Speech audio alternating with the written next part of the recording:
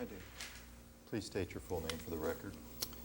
H. James Reisinger, What is your business address, Mr. Reisinger?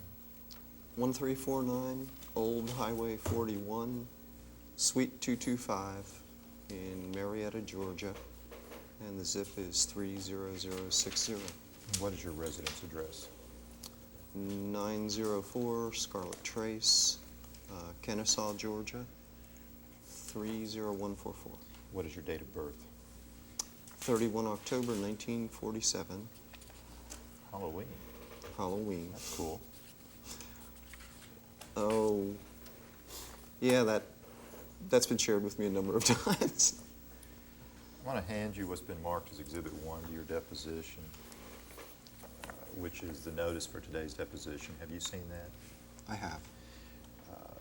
Have you brought anything with you today that's responsive to the deuces taken portion of the subpoena? I have. Can we go through what you produced? I can. These are my originals. I'll need to, you're welcome to make copies, but I'll need to take them with me this evening if that's possible at all. Well, let's see what you've got, and then we'll figure out Okay. how we handle that issue.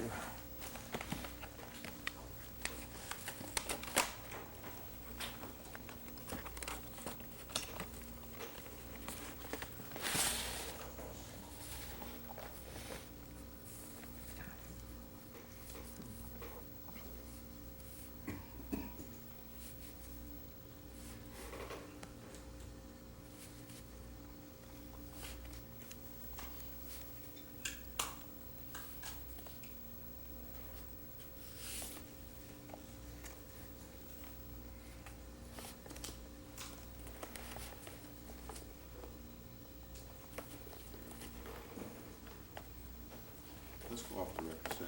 Sure. If you want to look through those, I'm going to call my office and make sure they haven't already delivered that stuff to Vice, and maybe I can stop it when it gets going. Okay. We're off the record.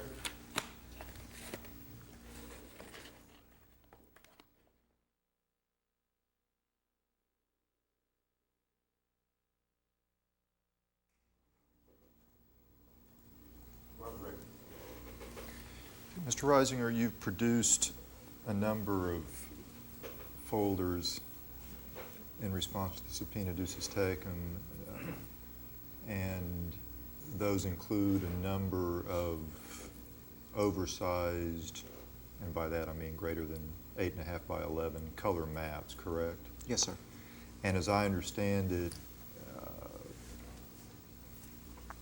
the problem from your perspective is that you need at least some of these files to review tonight, so I would not be able to mark the originals as exhibits and allow the court reporter to keep them overnight, correct?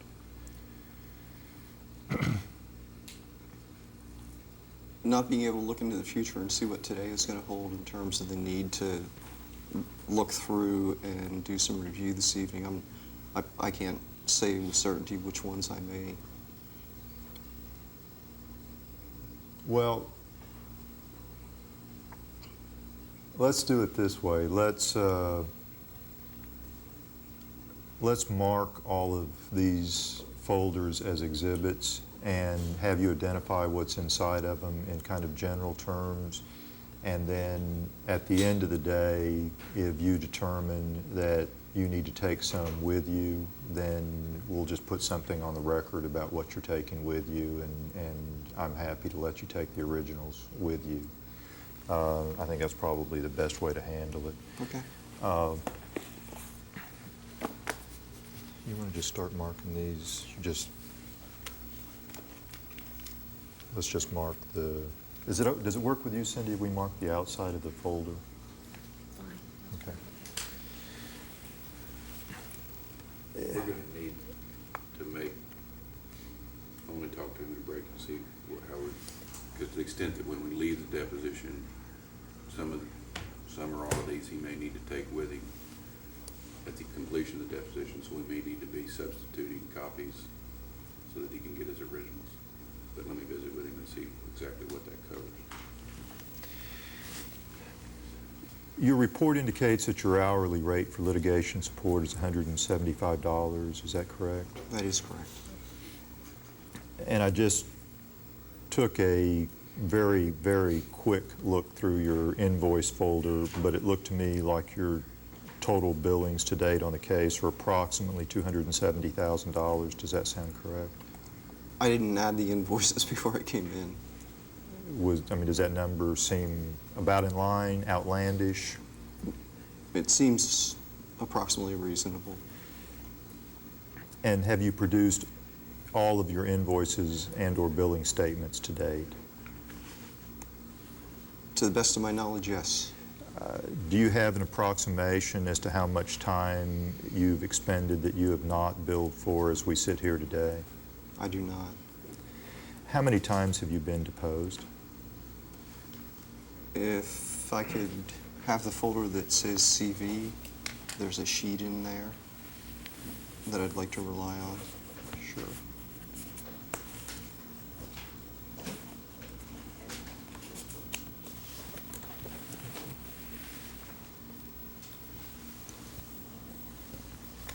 This copy of the CV may be slightly different than the copy that was attached to my expert report. It may have been updated since then.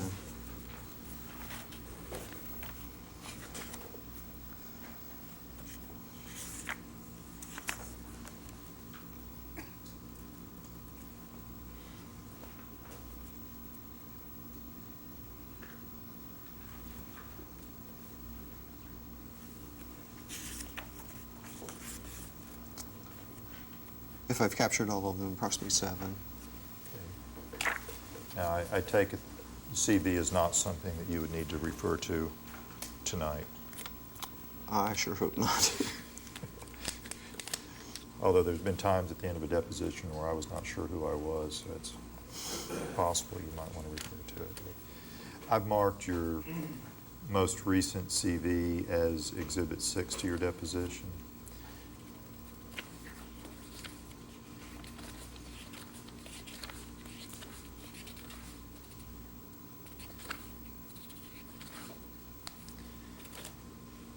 And on pages 12 and 13 of Exhibit 6, you have a list of cases in which you gave expert testimony, correct? Yes, expert testimony was retained, yes.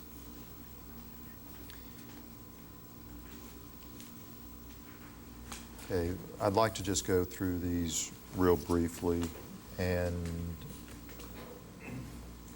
have you tell me a little bit about the case and your involvement in it. The first one is Goliath versus Chevron. It was in Atlanta, Georgia. Who were you retained by in that case? Was retained, I believe, directly by Nelson Mullins Riley in Scarborough, a law firm in Atlanta. And who were they representing? They were representing Chevron. Did you give a deposition in that case? No, I testified at, I think it was either mediation or binding arbitration. Generally, what was the issue in that case? What was the site?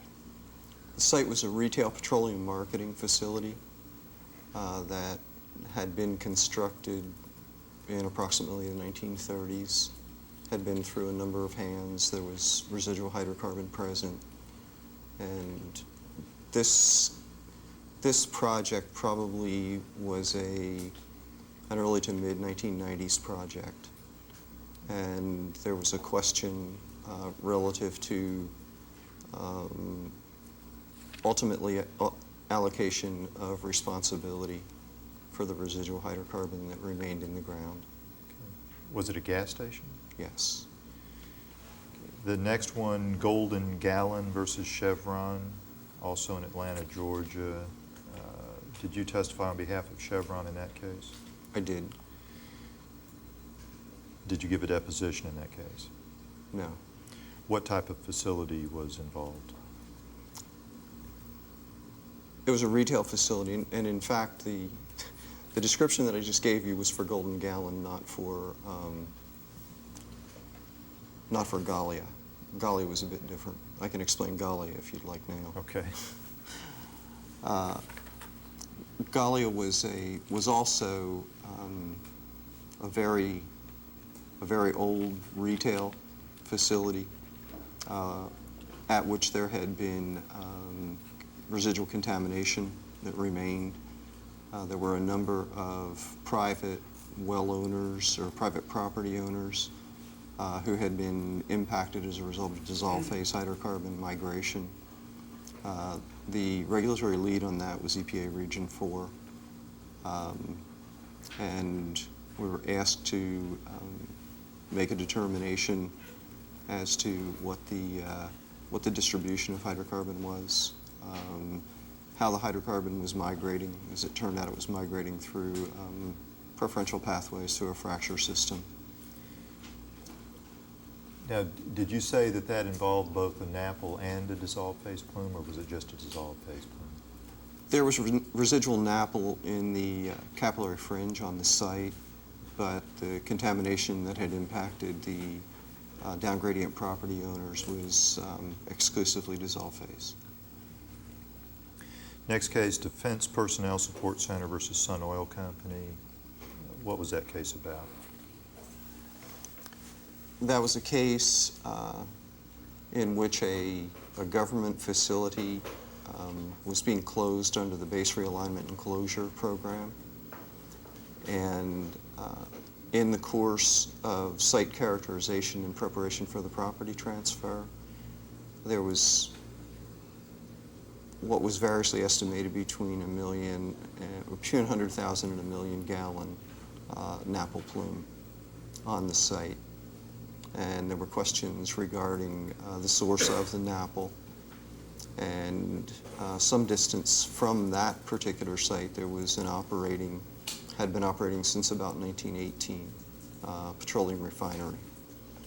And the petroleum refinery was being considered as one of the potential sources of contamination, or of the NAPL on the site. And did analyses to make a determination as to what the source may have been, whether or not there were physical and chemical linkages between the two facilities.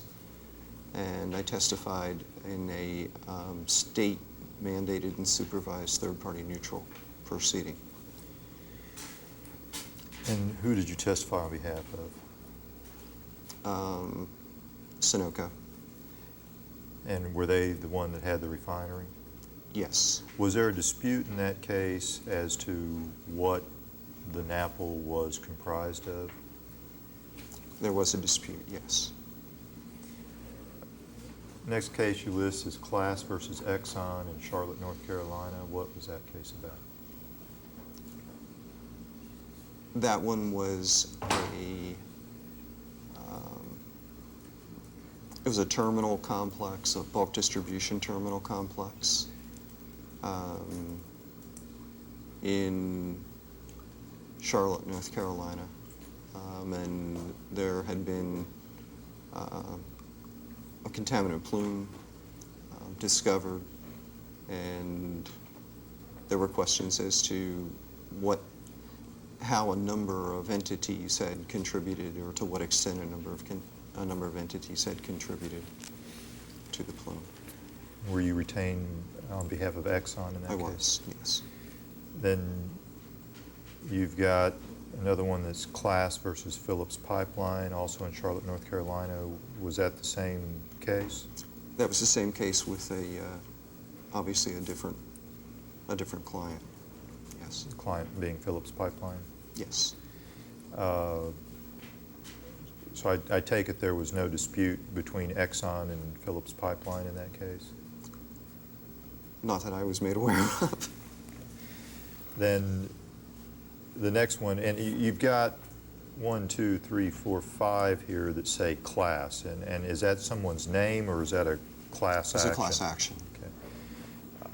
So then you've got one, Class versus Joint Defense, and then you have parentheses North Carolina MTBE litigation. Was that the same site? No, sir. Different? That was an MTBE products liability case, I believe that one was captioned the Maynard case. And when you say, so class versus joint defense, does that mean it was a class action and that you were working on behalf of a joint defense group? Yes, sir. Do you remember who the joint defense group consisted of? I remember some of them. I probably don't remember all of them. Okay, which ones do you remember?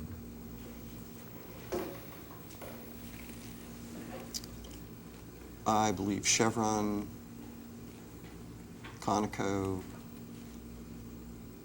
Exxon,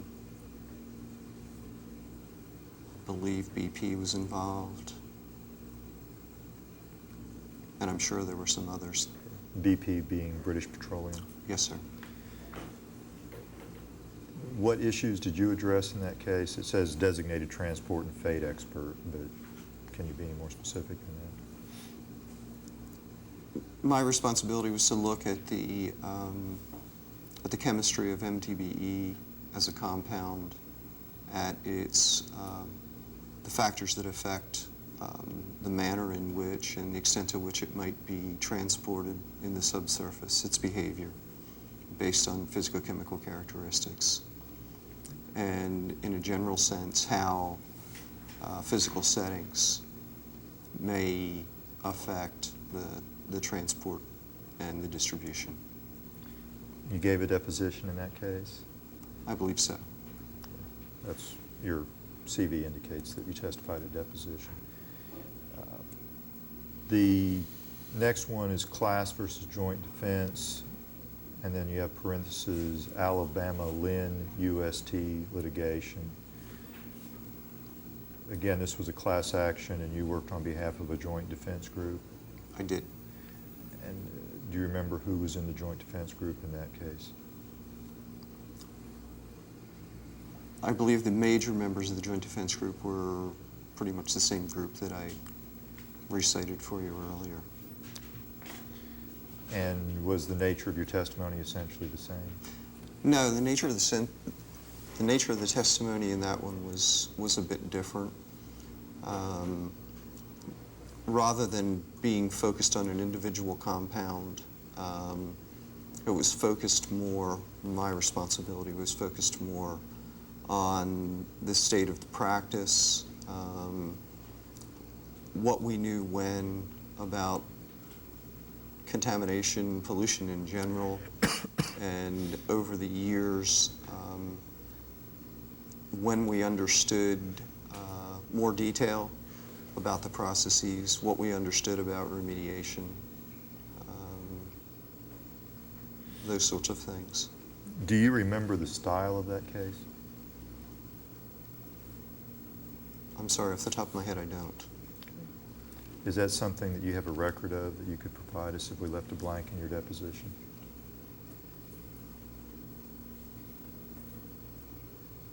If I can find the material in the archives back at the office, yes.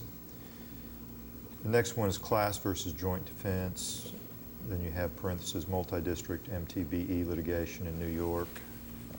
Again, this was a class action and you were retained on behalf of a joint defense group. I was. Who were the members of the joint defense group that you can recall? Give or take, the same group. You gave a deposition in that case, correct? I did. How long ago were you deposed in that case? I believe that was a year or 2 years ago. Now, your listing of cases, are they in chronological order or reverse chronological order? Unfortunately, I believe they're in no order.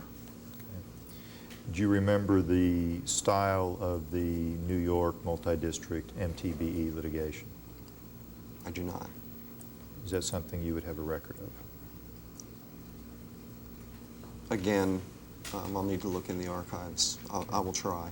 Okay, we'll leave a blank also for that one and ask you to fill it in if you can find it. I'll do my best. The next one is Ferry et al. Versus Exxon Mobil, Orangeburg, South Carolina. did you work on behalf of ExxonMobil in that case? I did. And what was at issue in that case?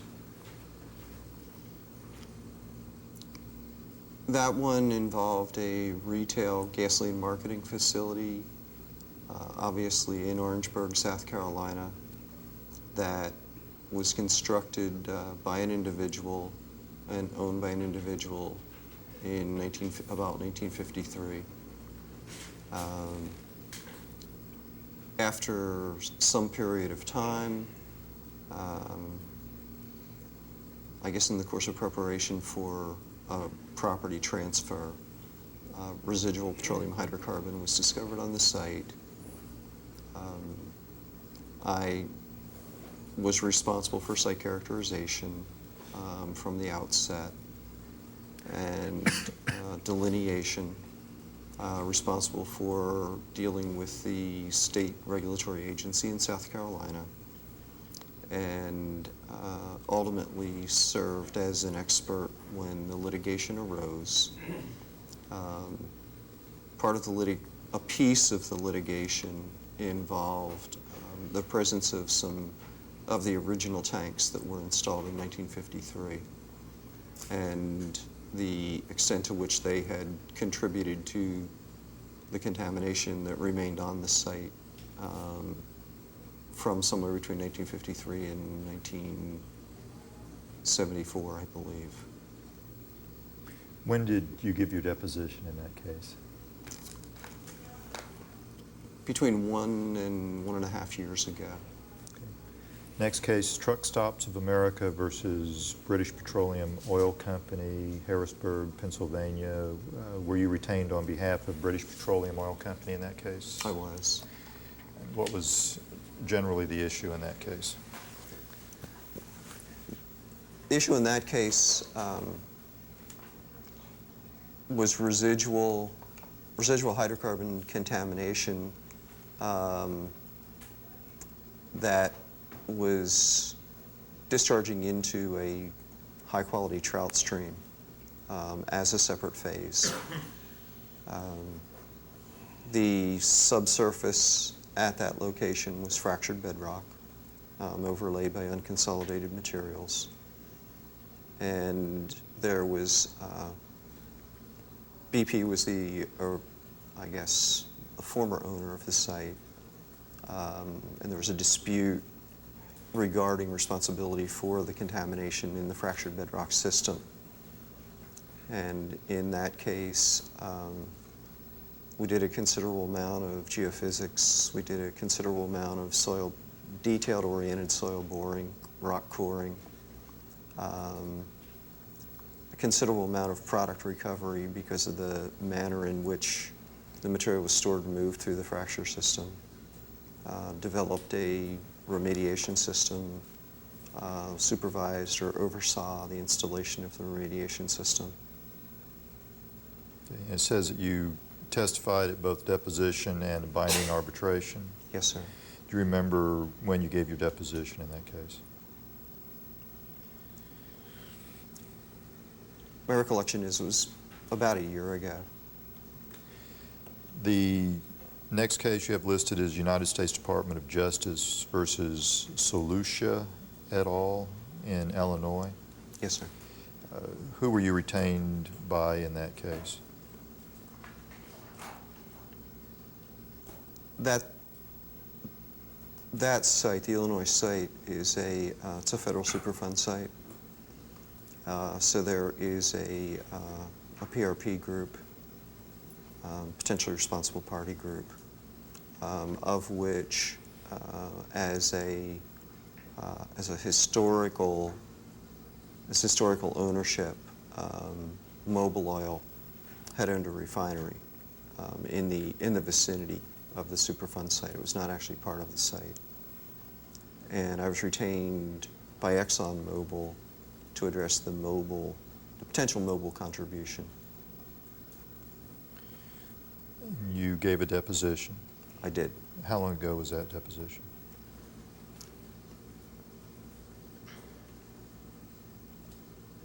I believe 9 months ago. My timing may be off on some of these. And I'm just asking for estimates. I'm not going to hold you to a month. And these are estimates. I understand. Do you know where that case is pending?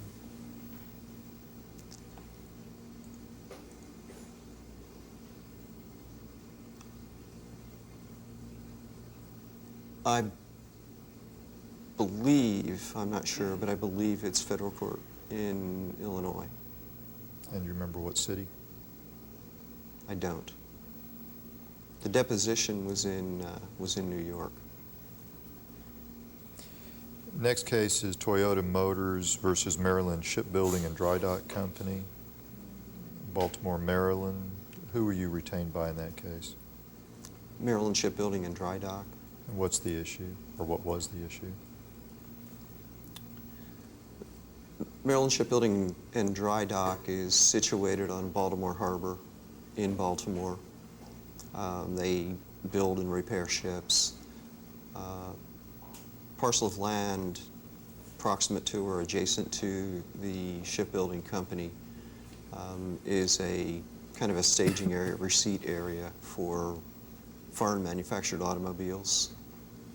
And there was an allegation that paint on new imported automobiles was being damaged as a result of dry fall bunker soot that might have occurred as a result of cold starts of marine engines. Okay. Next one is Baltimore County, Maryland versus Exxon Company, USA. Were you retained on behalf of Exxon in that case? I was. What's the issue, or what was the issue? The issue on that one revolved around groundwater impact resulting from operation of retail gasoline marketing facilities. And one aspect of it, which was the aspect in which I testified, the piece of it that I testified in was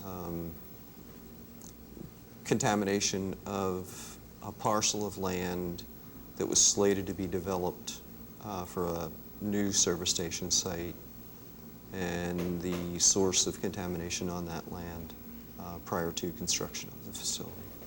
It indicates that you testified at trial in that case? Did. When was that? Probably in the 1985 timeframe. Next case is State of Pennsylvania versus Lancaster Sewer Authority, Harrisburg, Pennsylvania. What was the issue in that case?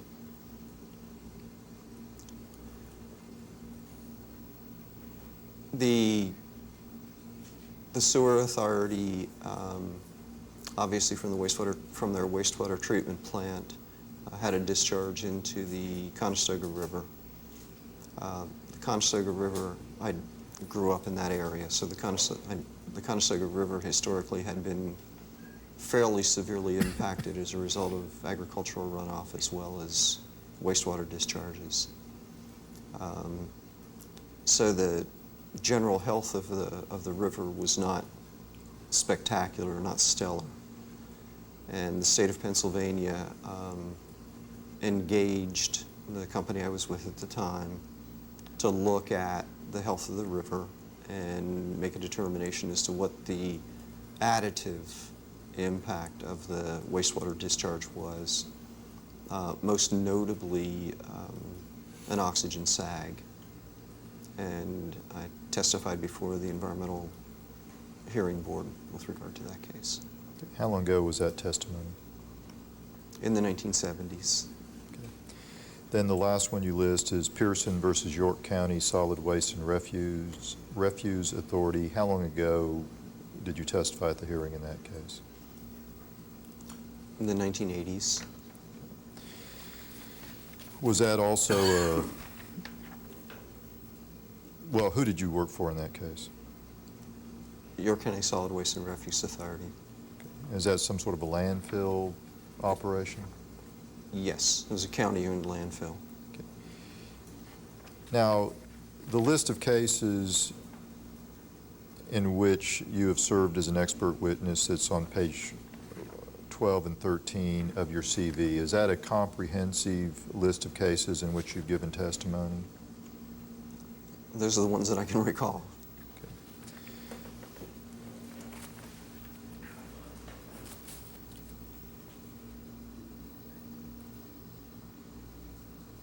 Has your testimony ever been stricken or restricted by a court for any reason? Not that I'm aware of now. Who first contacted you concerning this case? I believe it was Mr. Dyer. Okay, do you know how Mr. Dyer came to find you?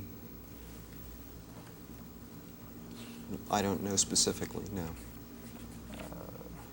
Do you recall your first conversation with Mr. Dyer? I recall that there was one.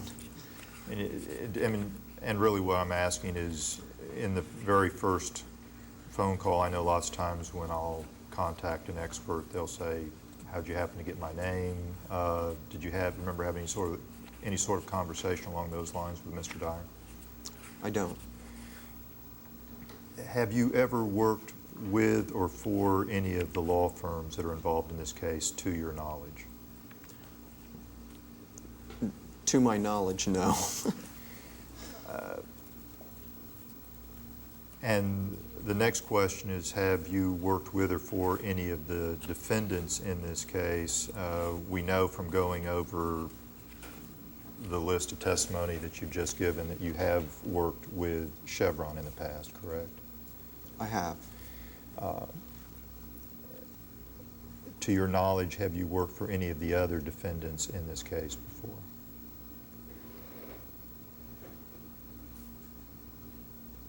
I've done work for Conoco. Have you done any work for Union Pacific Railroad? Directly, I have not. Have you done work for Missouri Pacific Railroad? No. Have you done work for Diamond, Shamrock, or Valero?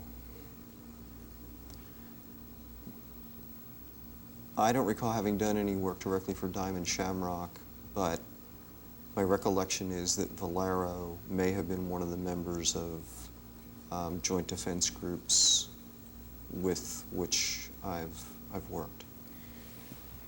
Have you testified in any cases in the past in which there was an issue as to whether napple in a plume was condensate versus gasoline?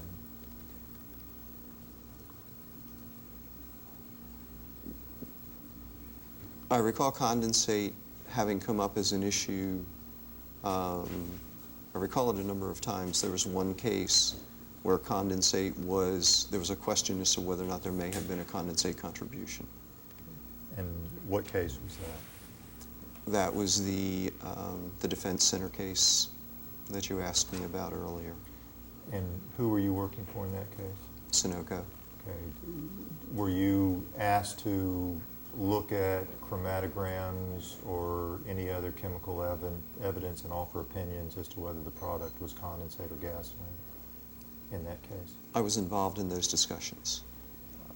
Did you, I don't remember now because we talked about a number of cases, did you testify in that case, either at deposition or a trial or at an arbitration? I testified at the third-party neutral process. And was that testimony that you gave on the record? In other words, was there a court reporter there taking down your testimony?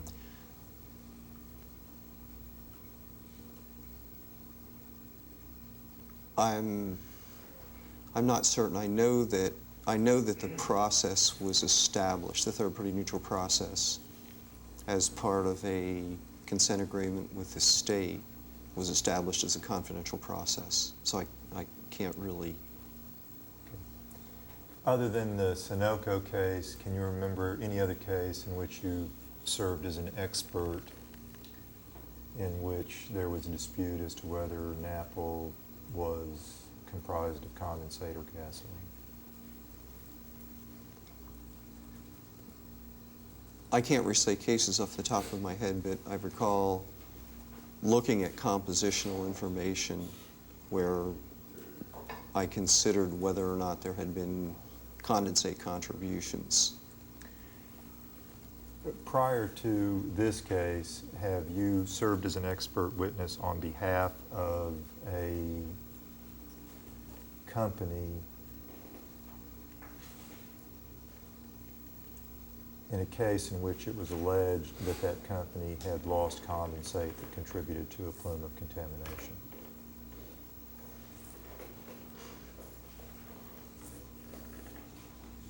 Could you repeat that, please? I want to make sure that I heard it.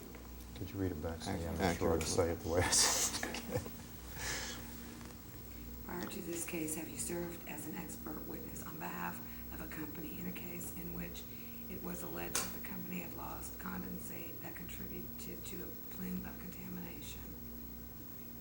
No.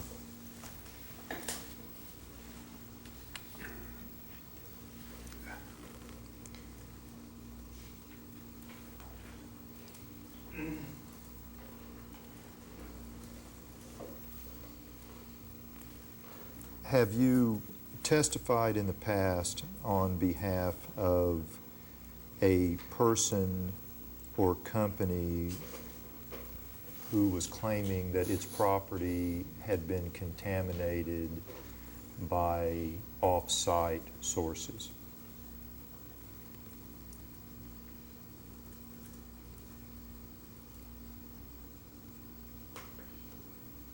I've done projects where that's been the case. And my question was whether you had testified in the past on behalf of a person or company whose property had been contaminated from off-site sources.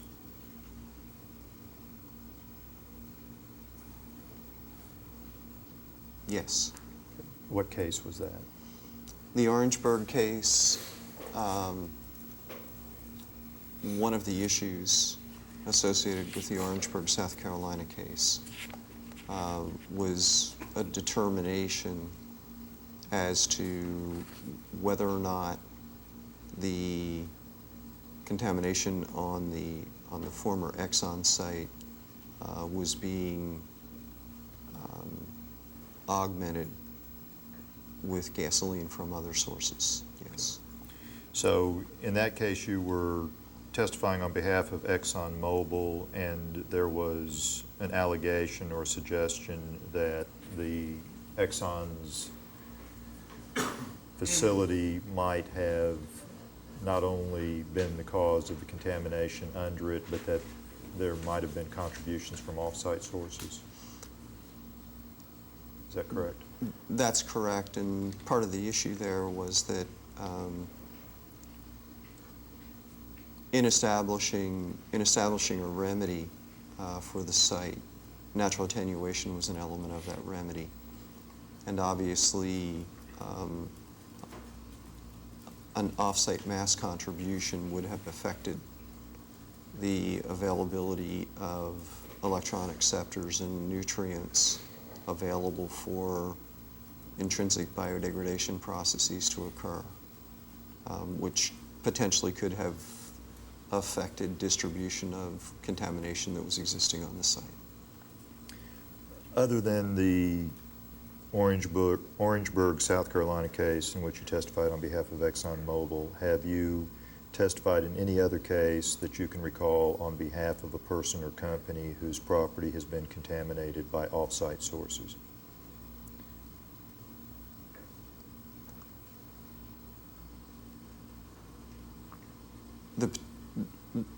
In the Harrisburg, Pennsylvania case, BP Truck Stops of America, in that case, we also evaluated the potential for other facilities in the area to have impacted or contributed to the diesel fuel, in this case, which was in the fractured bedrock system, yes. Any other case?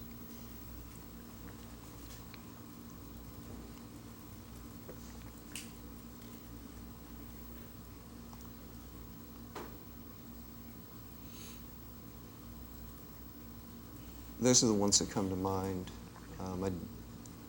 If I looked down over the list and thought hard about those that are on the list, there may have been others But as we sit here right now, those are all you can recall. where I've testified. There are numerous cases where that was an issue, and either the parties settled as a result of results of investigations, or for whatever reason they never got to adjudication.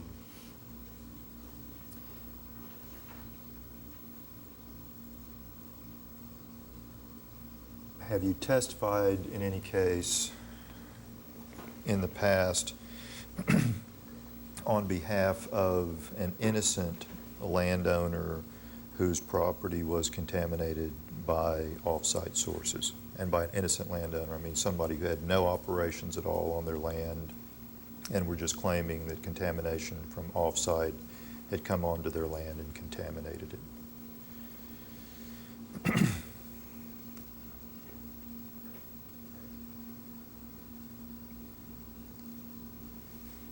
I don't believe I've testified in one of those.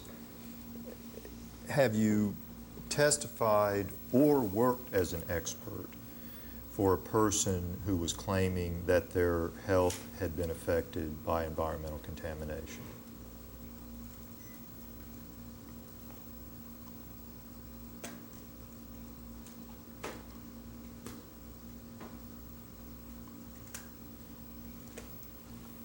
Yes.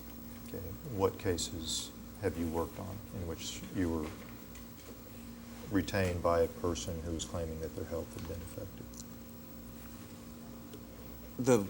The one that comes to mind most readily is a case in rural South Carolina wherein there had been a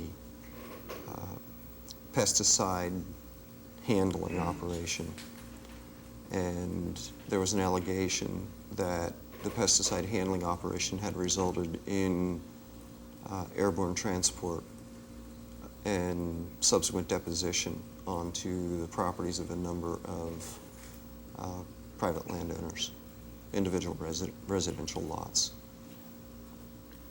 And this was airborne transport? It was. Any other case that you can think of? Not that I can pull off the top of my head right at the moment.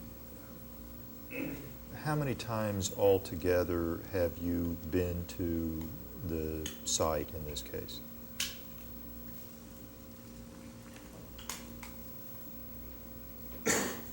Two. What were those two, when were those two occasions, I'm sorry? During the, both of them were during the pipeline excavation. And when you say during the pipeline excavation, are you referring to the excavation that occurred during February and March of this year? Yes, sir. Okay. Prior to February of this year, had you ever been to the site that's involved in this case? No. We'll talk about the two visits during the pipeline excavation later.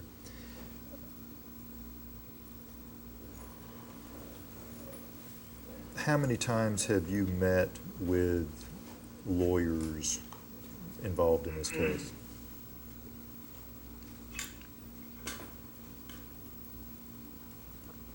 My recollection is that in face-to-face meetings before my arrival yesterday, it was 3 times. Who have you met with lawyer-wise in this case? Prior to the first meeting was with Mr. Dyer, Mr. Eakin. I believe Mr. Eakin was there in the first meeting. Perhaps it was just Mr. Dyer and Mr. Vandenover. And that was prior to my having been engaged. Okay. It looks like your first invoice was for the month of October 2000. Is that when you were first retained? That sounds about right. And in fact, well, who are you retained by in this case?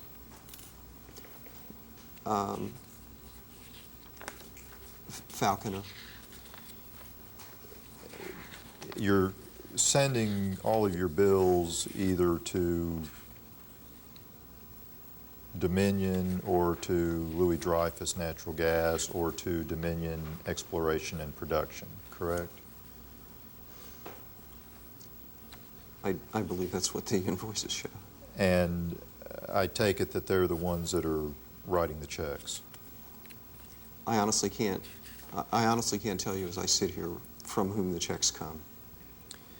And a number of your bills are directed to the attention of Arlo Vandenover, correct? You want to look at them, I'll let you look at them. Looks like the top two are to Linda Landis, and before that, they're all directed to Arlo Vandenover.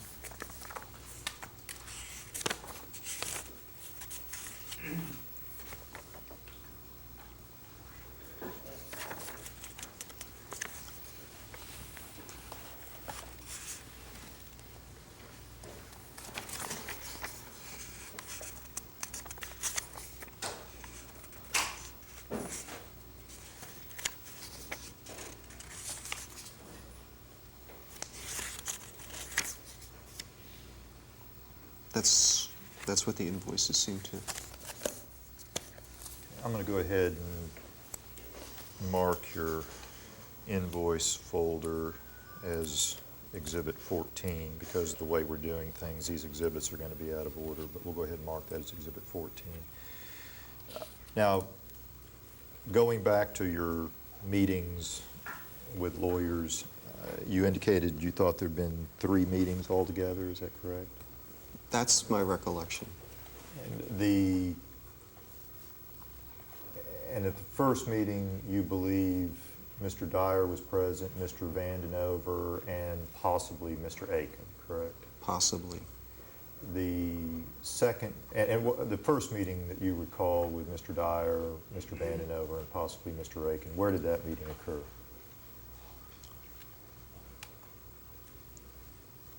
In Houston, I believe. The second meeting then, who was present at that? There were a number of attorneys present and a number of experts present at that meeting. On the attorney side, who was present that you recall? I recall Mr. Aiken,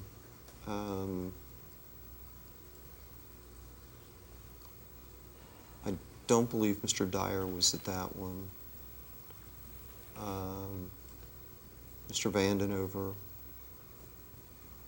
and the only other individual I recall, only other attorney I recall was Mr. Matthews, I believe. And when was that meeting, to the best of your recollection? I'm not really certain. I don't know if it was a year or 2 years ago. On the expert side, who do you remember being present?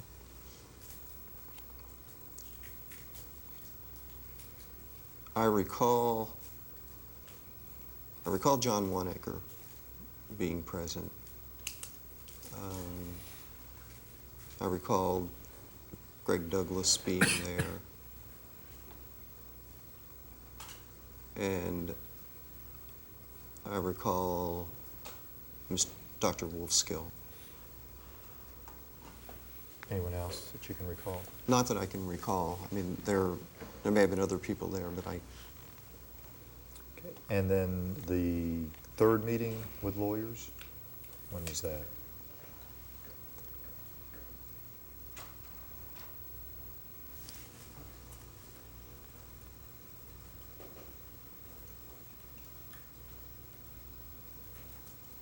I'm just trying to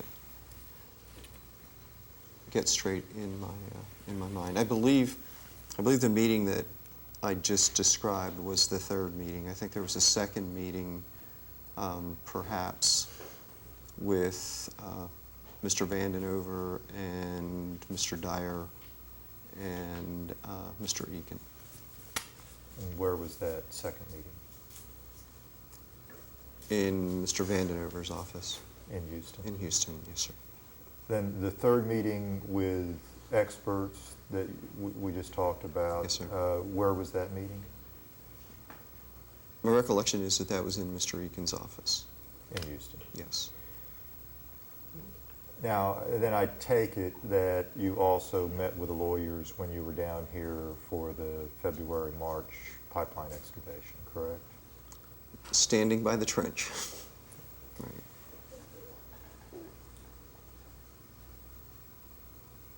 And so you, altogether, I guess you would have met in person with the lawyers on 5 occasions, maybe, during the course of the case?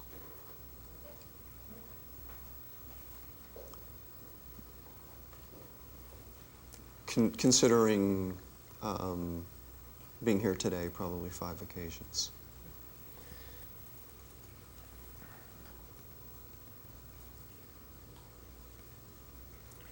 Currently, well, strike that. Say for the calendar year 2003, what percentage of your work is devoted to litigation support?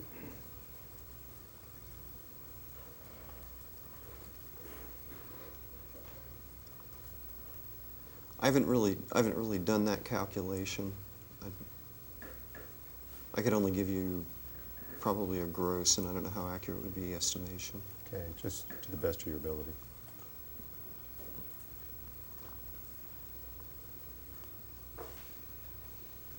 Maybe 25, 30%.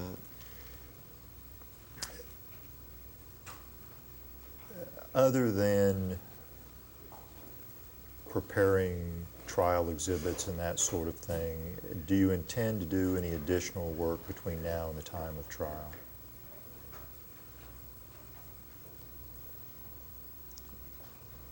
I anticipate continuing to look at data.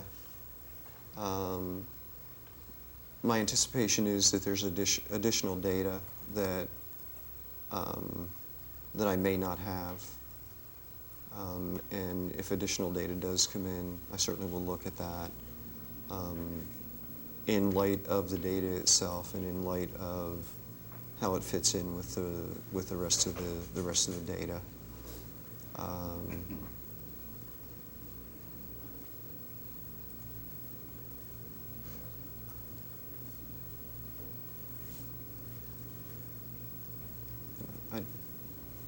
I think that. Let me ask you this. Is there specific data that you anticipate receiving and that you intend to review and rely on in providing your opinions?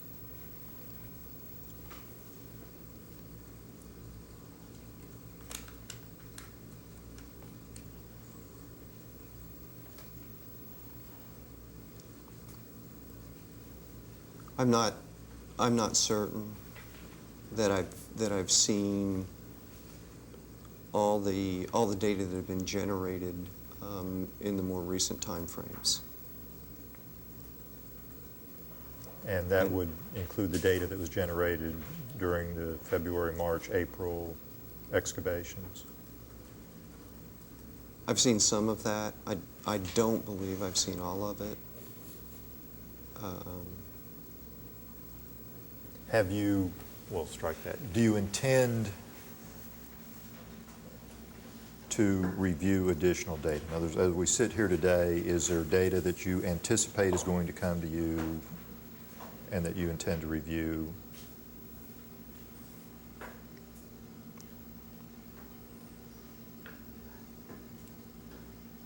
I intend to review additional data if additional data is provided to me. Yeah, and I understand that. What I'm trying to cut to is there specific data that you know is coming your way, and you're going to review it when you get it.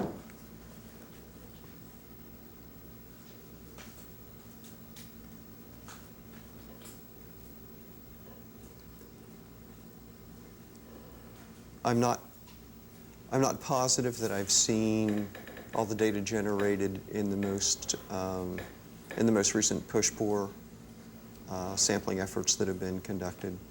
I'm not certain that I've seen that. If that data becomes available, certainly I will look at those data. I don't know if there have been other, if there have been additional product samples collected, but if they have been collected, then I certainly will consider those results as well. Do you believe that you have all of the data that has been generated by the experts on behalf of Dominion and Faulkner in this case?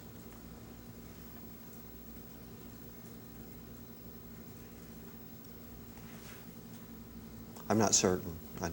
I just don't know. Have you asked for any information that you have yet to receive in this case?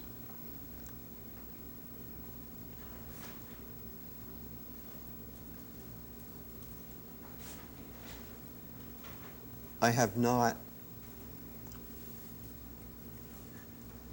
knowing all the work that has been done, I have not asked specifically for anything that hasn't been provided, but I don't, like I said, I don't know what the total universe is.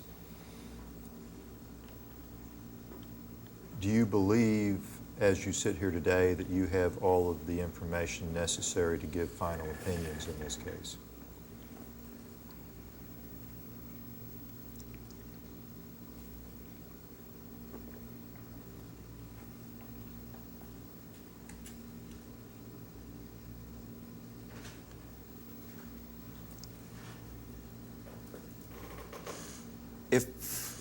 I believe if additional data become available, or if further analysis of the data that I currently have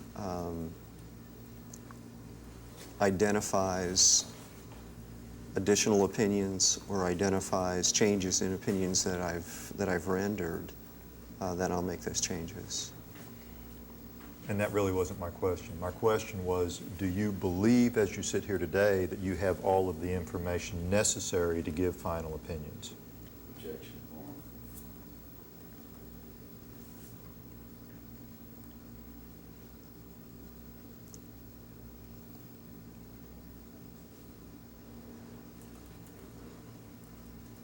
I have the data that I needed to develop the opinions that I've put forth in my 2 reports. And if additional data or additional analysis become available, then I would anticipate that the opinions would be supplemented or the opinions would be modified. In forming your opinions in this case, have you relied on the analyses or opinions of other persons? I've relied on the entire universe of data that have been available. As you sit here today, can you tell me specifically if there's any experts whose opinions you rely on in this case?